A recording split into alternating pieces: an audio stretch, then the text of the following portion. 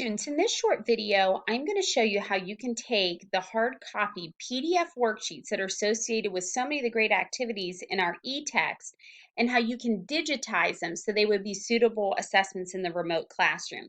What you don't want to do is take a PDF and upload it as a PDF into Google Classroom if it is something that you want to collect as an assessment. Why? Because the students can't type on a PDF and submit their typewritten work. They could take a picture of handwritten work that they do once they print it out, but that's kind of clunky. So we want to make this as streamlined and seamless for students. So that's why if you want to collect it as an assessment, you need to find a way to digitize it. One way to do that is to use Google Slides, and I'm going to show you how to do that. The first thing you do is you find an activity that you like that corresponds to the Common Core State Standard and objectives that you're teaching that day. You find an activity page associated with the activity that you like. I found one. It's word problems dealing with subtraction that are called looking at collections. So I saved this worksheet as a PDF. And the next thing I need to do is pull up that worksheet that I saved. And when you pull it up as a PDF, you need to be able to view the entire worksheet on your screen. Typically, when you open it up, it's going to come up as 100%. You're probably going to need to change that to around 50% to view the whole thing. The next thing you need to do is you need to take a screenshot of just the worksheet in the appropriate dimensions. That's why you need to see the whole thing. So to do that, you can take a screenshot and then crop it in Paint, or you can use the Snipping Tool. The Snipping Tool is on both PC and Macs. Just got to get my search bar to come up so I can search for it. Just bear with me here till I can get that bar to come up. There we go. So I'm going to search for my Snipping Tool. It comes up as soon as I start to type it, and it allows you to cut a certain area, and we want the entire worksheet because we need it to have normal worksheet dimensions, and save it as a picture. Why do I want to do this? Because it's going to become the background of a slide that I set up in Google Slides, and I'll put text boxes for the students to put their answers in. So I want to save this as looking at collections. And I'm going to save this. I'll just save it in my pictures file here. All right, so now I'm going to close out because I've already saved it. I can also close out this PDF. I'm going to come to Google Slides.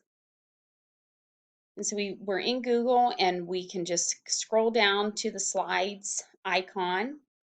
Once Slides is open, I'm going to click on New. First thing that I need to do is I need to change the dimensions of this slide. So I'm going to go to File, and I'm going to change the layout of this. So I'm going to scroll down to Page Setup. I don't want this to be widescreen. I want to customize this. I'm going to customize it to an 8 by 11 because that's the size of a normal worksheet page. Now it's the right layout. I'm also going to remove any of the text boxes that are on the screen because I don't need them. Now I'm going to insert the picture of that PDF worksheet that I just saved. So I go to Insert, and then I'm going to go to Background, or actually, let me make sure that, oh, I apologize. I'm under the wrong tab. You're not going to go to Insert. You're going to go to Background because you have to insert a background picture. If you just insert a picture, the students can move it all around. We don't want them to be able to manipulate it. So we click on Background, and then we go to Image. We choose our image, and I'm going to browse to get it out of my Pictures folder. And it should come up as my most recent picture here. There we go, looking at collections.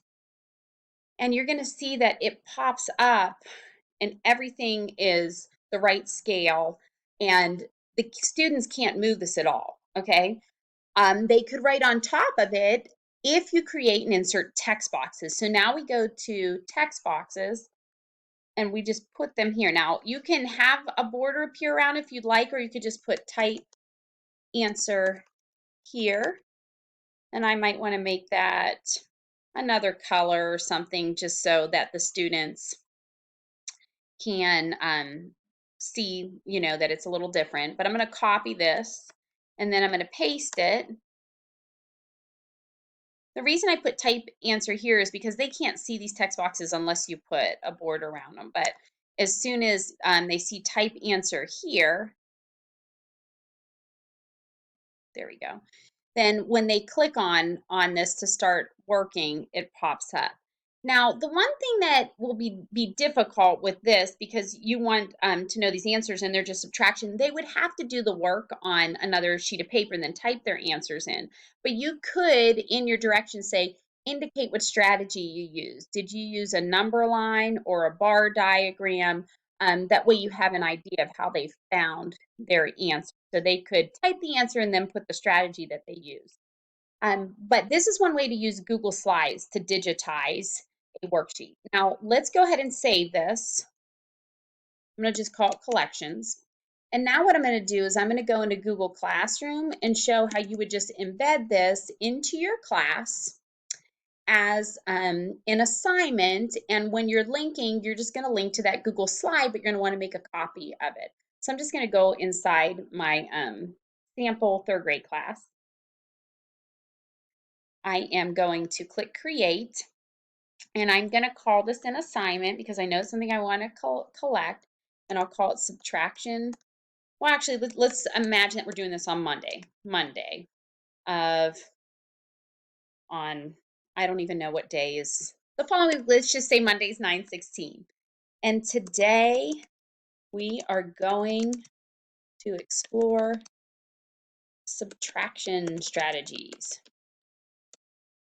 Now, maybe you want to continue to say, I'd like you to watch the instructional video that I post, and then I'd like you to do the Google Slide worksheet. Make sure that you write what strategy you used and your answer. Okay, so you want very clear directions. But to link to that Google Slide, you're just going to click Add. It's in your Drive because it's the most recent file that you worked with. And we'll go ahead and it'll pop up right away. So we just click on this and notice this is where we want to make a copy for each student. You want to give it a certain number of points, give it a due date, tell it to appear under the week 1 folder, whatever week it is, if you're actually teaching using Google Classroom, and then you would click assign and it would pop up. I am in another video going to show you how you can take these problems and use Jamboard so that students could actually show you their work. And I think that might be a more suitable form of assessment, specifically for getting an idea of what process students are using at the lower level. And since this would be a second grade task, you want to see more of that work. So that will be in my next video, but this will show you how to digitize a pre-existing PDF worksheet using Google Slides.